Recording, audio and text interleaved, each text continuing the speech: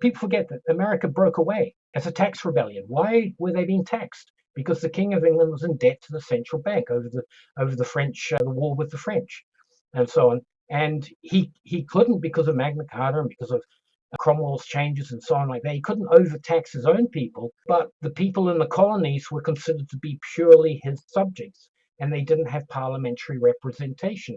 So I'm going to tax them to pay my debt to the banks. And so these central banks become their own worst enemies in many respects. And America becomes your first example of an attempt, a national attempt to go it without central banking. And it does it very well right up to 1913.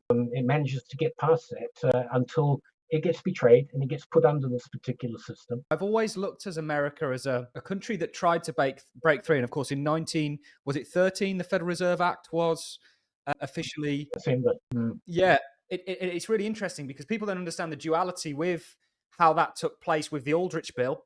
That was the original bill that tried to get through. And they said, no, we can't put this in the hands of Wall Street. So they put forward the Federal Reserve Act.